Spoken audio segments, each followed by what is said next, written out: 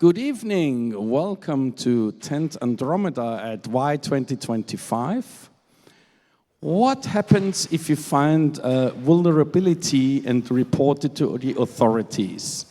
You would expect them to be professional, handle that accordingly, fix everything, give you credit maybe even, and make the world a better place. Well, that's the ideal. In reality, it looks a little bit differently. Please welcome on stage for the talk, Reporting Vulnerabilities in Belgium, Floort.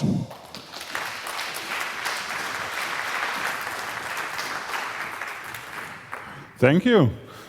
So the story of this talk starts when I started looking for trouble when reporting a vulnerability in Belgium, and because I suspected things might not go as fluently as they do in the Netherlands. That's where my talk starts. When I submitted the proposal for this talk, the latest state of my attempt was it was a quite horrible situation. So in the last few days, some improvements have emerged that I will also talk about. But please be prepared. I'm going to tell you a lot of negative things. Quite a few of them have been fixed, but I also want to tell you what went wrong.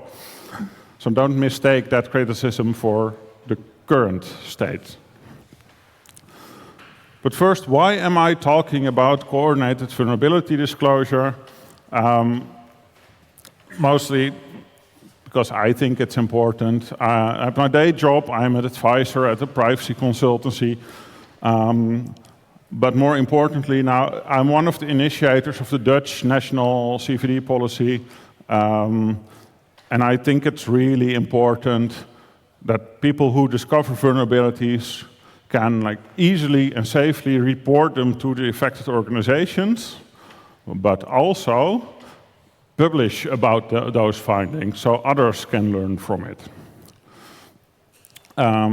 And especially that second point is often missing, and that's why I decided to focus on the situation in Belgium.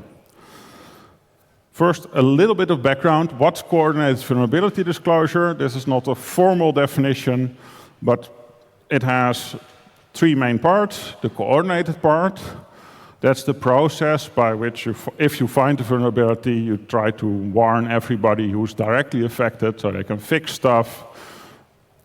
Vulnerability itself, and the disclosure part. The disclosure part is about public disclosure.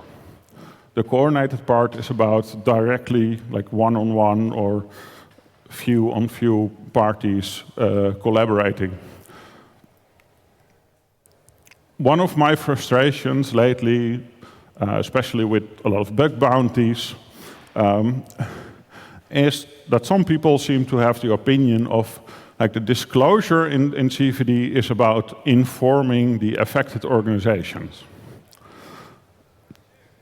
That's often repeated by people, for example, who run bug bounties. The important part is that you warn that specific organization. That's also important, but that's not coordinated vulnerability disclosure. So I want to repeat, that's a clear no. Disclosure is about public disclosure. For example, Wikipedia says so, that's not a reliable source. But also the Dutch National Cybersecurity Center says so. Also ENISA and the EU says so. Also the US government says so. Also, did I say that this is a really important point for me? For me, coordinated vulnerability disclosure is basically mirroring, I'm probably going to butcher the name, kintsugi. That's the practice of basically repairing broken bowls and cups with gold. Basically, for me, that means be proud of how you fix things. Don't be ashamed of it being broken, but be proud of the fixes. And that's how I also, when organizations are nervous about a hacker coming to them, saying, yeah, it doesn't really matter that they will tell people you were vulnerable. Make sure it's a story about how you responded quickly and fixed everything and were transparent about it. Because that's the story that's going to stick. That's the story where you're going to earn trust. Be proud of the fixes. And I think this talk is about not necessarily about a vulnerability by itself, but also about the process and how you deal with it. But I kind of needed an incident to talk about this issue. And by chance, I found a vulnerability in the Belgium Data Protection Authority, de Gegevensbeschermingsautoriteit, the GBA. And I needed to involve the Belgian CERT, the CCB, Cybersecurity Center Belgium, I think. So first some background. What's the Gegevensbeschermingsautoriteit, the GBA? Is, now for the Dutch people here, that's the Autoriteit Persoonsgegevens, but there are Belgian colleagues. They oversee like all kinds of GDPR issues. And they launched a new portal for reporting data breaches. Under the GDPR, you have data breach notification requirements. And also to register data protection officers, because you have to register them at a DPA. And I work for a privacy consultancy, and also when I used to work at their Dutch colleagues, I was involved in implementing a similar portal. So I thought, hey, let's take a look at it. It's new. How did they do it? So within a few minutes, not really like looking for vulnerabilities, I noticed, hey, you can look up what organizations are registered there. And that seems like a small detail, but one of the things I encounter when reporting vulnerabilities to organizations is often that they lie about informing the Data Protection Authority. With this vulnerability, I could basically input the number there in the top is the, well, that doesn't work. Number in the top is basically the Chamber of Commerce number of the Belgian Data Protection Authority. I decided to pick the most innocent example I could find to prove my point. And you'll get back if they have registered.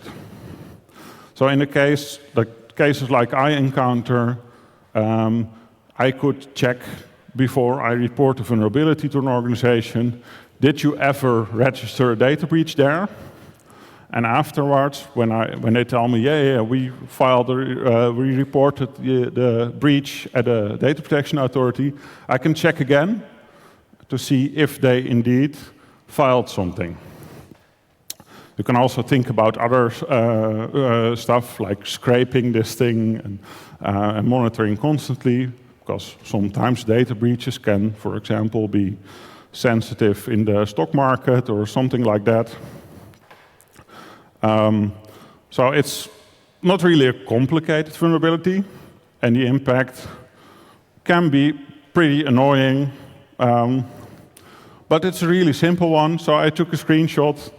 I immediately sent a message to the communications person there that I knew, like, hey, this is the issue. I don't think this is supposed to be possible. So within 1 minute, I got a reply back. Okay, I'm not working currently, but I'll hand it over to my colleagues. Like, this is the best response you can get. Like, even when the person is not working, best response time ever. And also, the next step, same day, 12th of June, a press release. Yeah, that new portal we've been announcing for a couple of times, that's been delayed already. We've taken it offline again, I think within 2 or 3 days since the launch.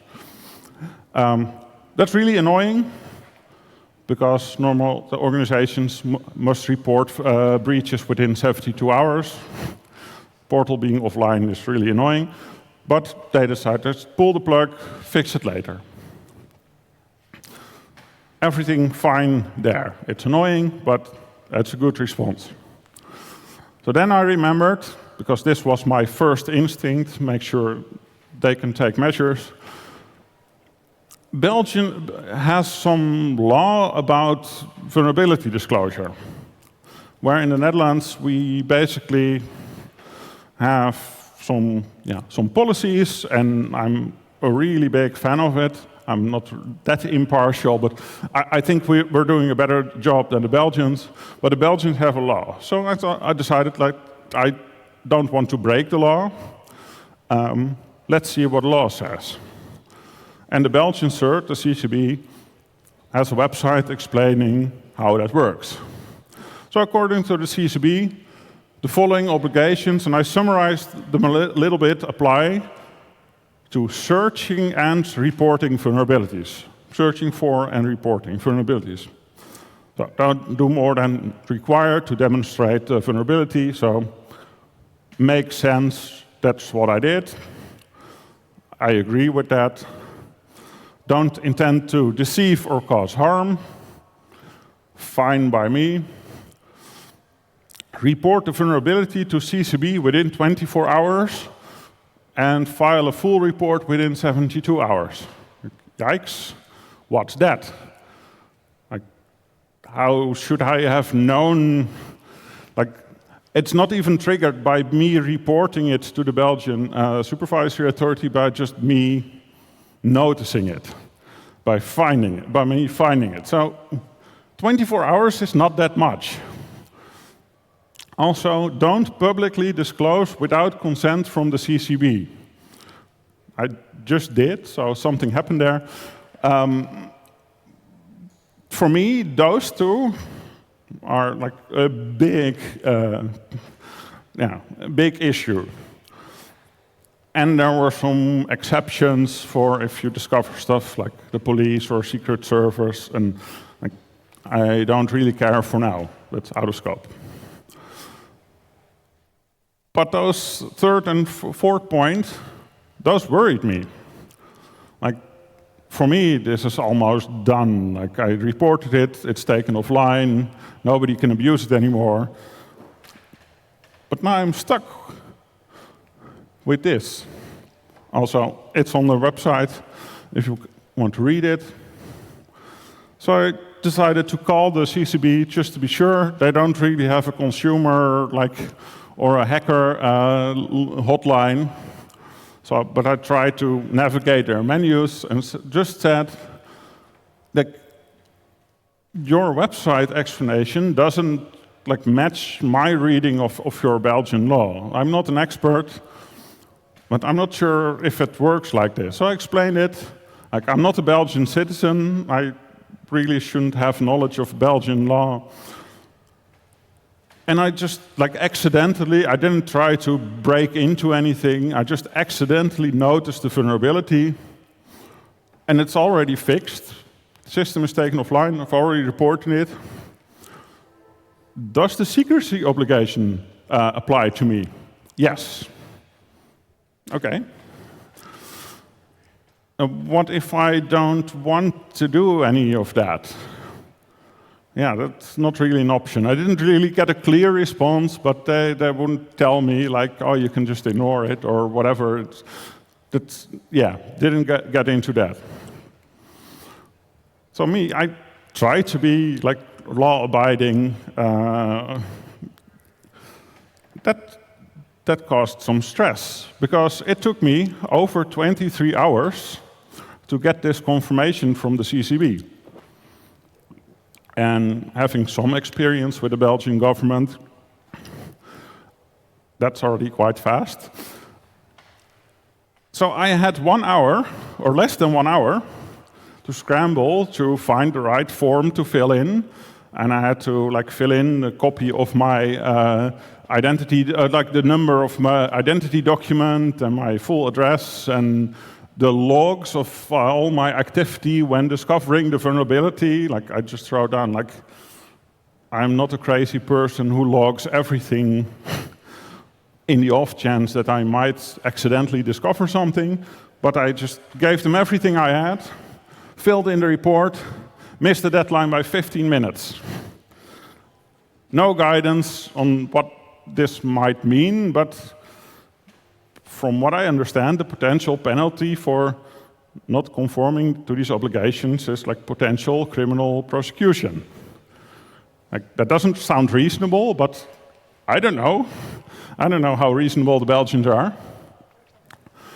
And the non-disclosure requirements also, I can disclose with consent, so I just emailed the form and included the question, system is already taken offline, I already reported to the GBA. Can I have permission to publish now? Because there's nothing more to do, there's no harm in that. 3 days, including the weekend, so that's still really, really quick. I get a short reply, no permission, no explanation, just we've received your report, no permission to publish. Okay, what now? I've asked for permission, I got a no. My experience from administrative law here in the Netherlands is this is a decision with legal consequences. And if I don't object, it is a final decision, probably. I don't know. Belgian administrative law is really confusing. I actually had a course in Dutch, administrative law, but Belgian, I don't know. I couldn't even find the Belgian administrative law. I don't think there is one. It's spread across all kinds of different laws. So, do I need to ask again? Will they come back to me with, yeah, we reconsidered and you do get permission? No response. I couldn't even find out how long I had to object to this decision. But then the GBA came back to me and said, yeah, okay, but informally, if the GBA says it's okay, it's fine by us. Okay, it's probably my only chance. So I asked the GBA. So their data protection officer, it's kind of weird that that's the data protection officer, they're not supposed to speak as the organization, but okay. I get permission to publicly inform the security community of the abstract existence of business logic vulnerabilities as defined by this public page. So I can tell you that this type of vulnerability exists. Yay, I didn't know I needed permission for that. I didn't get permission to share that the GBA was affected by this. Okay, that was, I think, what I was trying to ask, but okay, what now? Things escalated a little bit, trying to ask for clarifications, and basically the DPO threatens to revoke the earlier given permission. So I think she thought that she could restrict my ability or my to lawfully inform you about this type of vulnerability. I didn't really know how to respond to that. So I wrote a blog post, basically writing, this is crazy. I just tried to help. I accidentally found something. So I talked about the process, not the vulnerability. Not even what organization was affected, just about how the CCB handled it. because this is, to me, this is insane.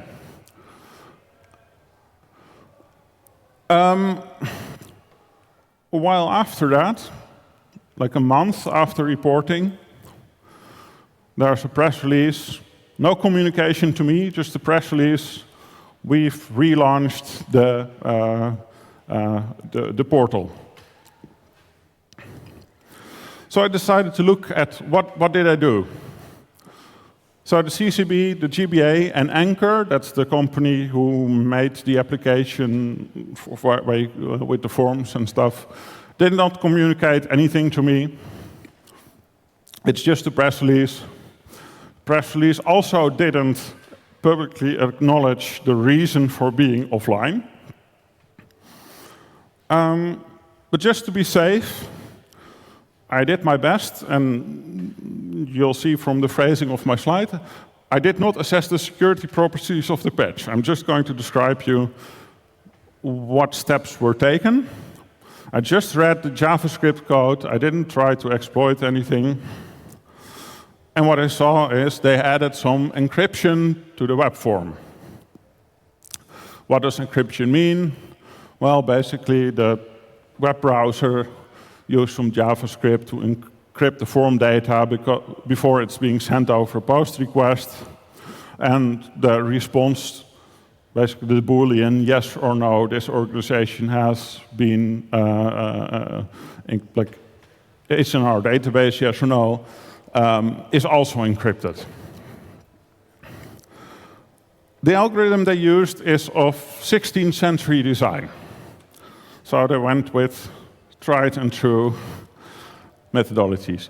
So basically, this is the source, this is the encrypt function, and they did some key rotation. It's in the 16th century, it's a slight variation of a well-known 16th century encryption algorithm. They called it like the undecipherable cipher. It's been used in French intelligence and stuff.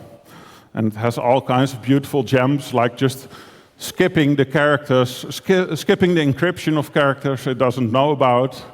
And also has like a rotating key depending on the timestamp and all kinds of weird security features. But from what I've read in Wikipedia, like this 16th century algorithm has been considered safe for a little bit over 3 centuries. So I think they did well. There's encryption algorithms that have survived shorter, so maybe it's fine. Also, the encryption key is published. It's just a single key.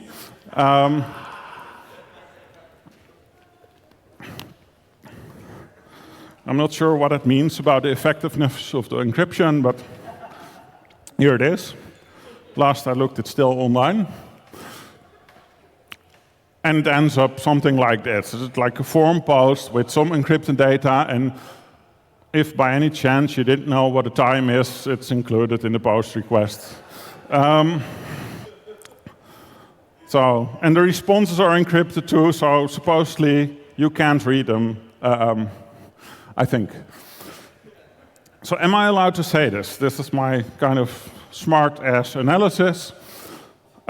Just to be sure, I sent the GBA like a draft of these slides. Like even under the threat that they might revoke my permission to speak about like this abstract vulnerability, I prefer to stay in open communication. I also did not do anything illegal in my analysis. I just read the source code. So I did not gain access to anything I'm not supposed to be. I did not gain access to their systems. I also did not discover vulnerability. I heard some laughs in the audience, but I didn't see anything. I just described you what I did. I also did not test if it's really vulnerable. I just looked at the code, I don't know. And that's also what I told them, like, I don't know. And they were quite confused about it. Yeah, but if you don't know for sure it's a problem, why should we be concerned? So two things happened. Because of my blog post earlier, the CCB wants to schedule a meeting. And they basically start the meeting with explaining that basically applicability of Belgian like hacking criminal law, and basically saying like anybody who hacks from Belgium or hacks into Belgium, kind of my summary, can be prosecuted under Belgian hacking law. Kind of makes sense. And then I asked, like, why is this applicable to me? Why you're telling me this? Did I maybe do anything illegal? Yeah, the CCB can't assess like any criminal law violations. That's not up to us. Okay, that's comforting. Then they try to clarify the reporting requirements. They are not an obligation, even though their website says they're an obligation, even though their colleague on the phone says they're an obligation. They are a condition in order to meet in order to be protected from criminal prosecution. This is kind of good news. I get why you might have like some kind of safe terms for like protection. That's kind of how it works in the Netherlands, only it's not written down in the law in this way. But they also get no acknowledgement that their website is wrong. They did promise to take another look at the website to see if stuff can be clarified. There's no acknowledgement that their colleague, who told me I had an obligation to report and an obligation for secrecy, misinformed me. So they could say I fell under the obligations, but they couldn't say that I didn't.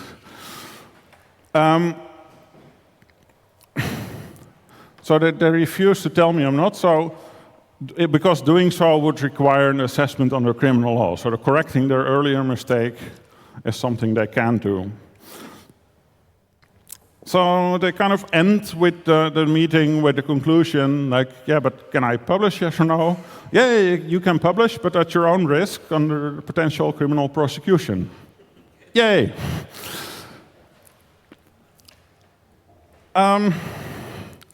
But there's another thing. And I believe this is quite rare, because I think a year or two ago, when this law was quite new, I filed a FOIA request asking them for basically statistics or actual decisions where they agreed that publication was warranted. I didn't ask anything about like unpatched vulnerabilities, just the ones where they decided, yes, publishing is authorized. They refused that, to give that transparency, because that could be abused and hurt national security. Weird. So my guess was they practically never give permission to publish. I've never seen people like talking about that they got permission. They did explain that the earlier denial for the permission was not a formal decision. Like, okay. It was just a statement like, yeah, we're not ready. It's not what they wrote, but okay. And they didn't tell me earlier when I asked them directly. But they promised we'll ask the supervisory authority for formal comments, and then we'll take a decision. And they also gave me a list that I also tried to get under like a FOIA request of all like their decision-making process, like how they come to the decision to give permission or not. They also refused that because that could hurt national security. It could be abused if you would know when transparency is okay.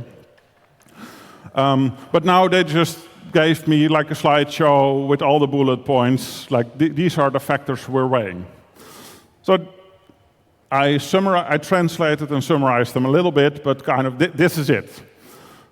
Kind of makes sense. Like the impact and the ease of exploitability and like the probability of abuse, and if there's any patches available, or if the like the company who made the system is like willing to give a patch, work on a patch, kind of makes sense. But one thing that bothers me, they don't clarify how to weigh these factors. So as an example, the lack of willingness to provide a solution. I could weigh that two ways. Like, does the increase so if the company who made the system doesn't provide a patch, does that increase the need for publication to maybe force the vendor to maybe do provide a patch or to inform other customers? Or does it harm, is harm increased if you publish an unpatchable vulnerability? Both are true. And that basically goes for like, at least a big part of these factors. Like, it's not obvious at all how to weigh them or how to come to a decision with them. So, although the CCB doesn't formally explain it, they seem to focus on the risks of publication. So it's a default no, and only if you can, if they can decide for themselves, like it's okay, then they will give permission, but they don't write it down. Like in my talks with them and in their writings, they really don't give any attention to like the benefits of publication. And also, one of the things that bothers me, they never ask me, like, does the vendor maybe have other customers that need to be informed? They just treat it as a one-off report. So I didn't have the freedom to inform other impacted customers, if there were any. And the CCB explicitly denies that the aim of CVD is public disclosure. For them, the disclosure of CVD is informing the company or the government organizations who owns the system. But still, 29th of July, I get a formal decision. I have permission to publish. And like in my job, I even like helped write some government decisions, and I'm known to file objections to government decisions too. Like I kind of know what to expect in them. And I'm happy with the yes, but when looking at the decision, like they gave a lot of explanation, but they didn't even acknowledge my initial request. They just decided that only my follow-up questions were a request for publication. They didn't include any mention of how the GBA responded, so what we in the Netherlands would call like the zienswijze. No mention of that, just that they asked for it. And also no real explanation of what the argumentation is, just that, yeah, kind of it's patched, but also I have the right to object. So, yay. I'm not going to because I'm happy with the result. But if I were to file an objection, I would want to know, what is the decision based on? What facts? How did you weigh them? Basically impossible to actually argument, like give a proper argument why you would object, because there's no substance in it. So, like my angry blog post where I said, yeah, Belgium is just unsafe for CVD, and that led to this talk. Do I still agree with it? Yeah, well, it depends. For a situation like me, where I'm really comfortable that I did not commit any crime, I think, maybe, and if the affected organization doesn't have their own CVD policy, kind of, I expect resistance, but it will probably be fine. Because with a new explanation of how the CCB work, I don't actually need permission. If I really trusted that it didn't commit any crime. But if you act in a legal gray area, like lots of organizations assume you do if you report a vulnerability, that's not necessarily true, but it's often true. You really need that protection. And here in the Netherlands, we have kind of similar protection. It's less formal, but it's really effective, I think. Without those harsh requirements of like secrecy and like a whole reporting process. So, but in cases where there's any doubt about the legality of what you did, I kind of suggest like maybe Belgium is not that safe for coordinated vulnerability disclosure.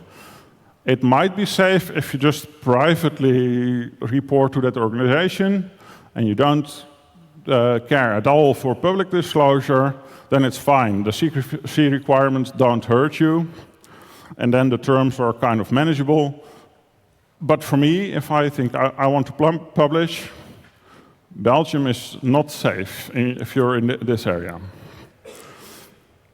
And if the organization has their own CVD policy, the CCB stays out of the loop. So I think that's good. But be careful. In Belgium, what I call a CVD policy, and not only in Belgium, a lot of them include non-disclosure agreement type terms in their policy. So you're only allowed to report what you found if you promise to keep it a secret. So you're back to square one. You just agree to a contract with, like a private contract with the same restrictive terms. I've written a whole analysis of why I think that development is harmful. So yeah, that's not really compatible with CVD. So what's possible with regards to improvements? For the GBA, don't like launch stuff like this without a proper pen test. And if they did, really look at the vendor who did the pen test. Also, they could adopt the CVD policy. I understand, like since 2 days ago, that they're thinking about doing this, so that's good. Communicate with the reporter. They basically focused on trying to make sure I didn't tell anyone, instead of discussing, does this fix make sense? Like our vendor tells us this, is that anywhere near like reasonable? Didn't do anything like that. And when you communicate about it, give the right example. Like blaming stuff like several technical challenges doesn't create trust when people find out it was actually like a vulnerable system. Just be open about it. For the CCB, clarify the website, so it's not obligations but requirements for safe harbor. Still think that's not perfect, but at least explain it correctly. They said they were going to think about it. Publish the statistics on the number of like permissions you gave, or maybe even publish the reports themselves, so people can learn from them, so people gain trust, like you're not trying to keep everything secret, we're also about publishing. Kind of agree to think about that, but that's maybe a cultural mismatch in how transparent they want to be. Also, try to focus, like even without changing the Belgian law, they could, like in their minds, like how they think about coordinated vulnerability disclosure, try to aim towards public disclosure by default. At least like create an internal policy, like after 2 months, we will like unless there's heavy objections to it, we will grant permission to publish. Stuff like that, they can do that under Belgian law. And stop assuming that finding a vulnerability requires criminal activity or consent from the owner. You can just find vulnerabilities by reading some JavaScript. So you might have experienced that a few slides ago. Thank you.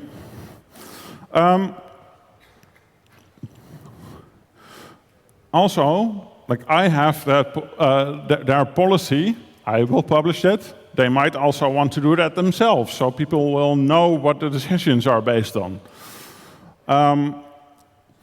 And explicitly include interests of other parties, like others with the same vulnerability.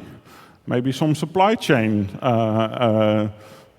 interests, or the data subjects who might be affected by the system leaking personal data, or just public awareness about the issue by itself. These are all important factors to weigh when trying to weigh, should you publish or not. And be explicit in how the interests are weighed. And the time limit I already discussed. And these are still, I think, largely new for them. So they might improve in the future. I didn't get any specific promises for those. For others, a bit of my own publicity, adopt the CVD policy. Most organizations in the Netherlands who have that have some weird variant of this one. It's free, Creative Commons licensed. You can easily copy that. Try to provide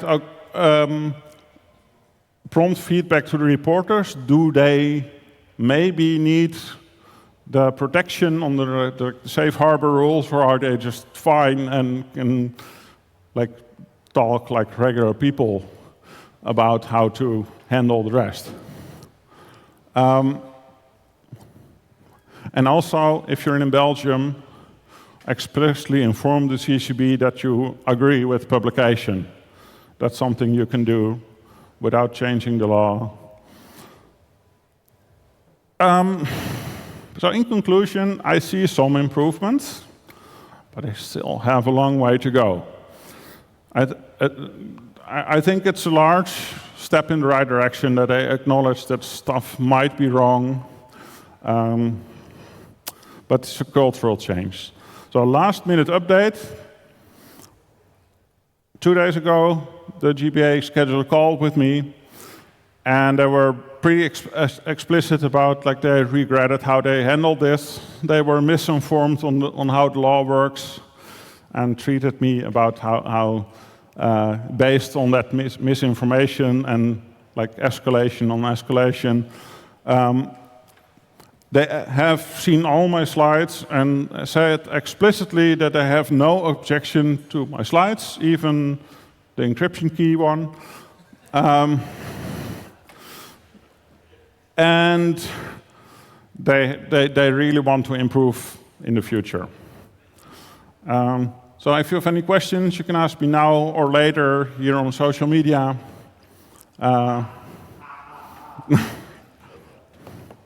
I would say let's first start with a big round of applause.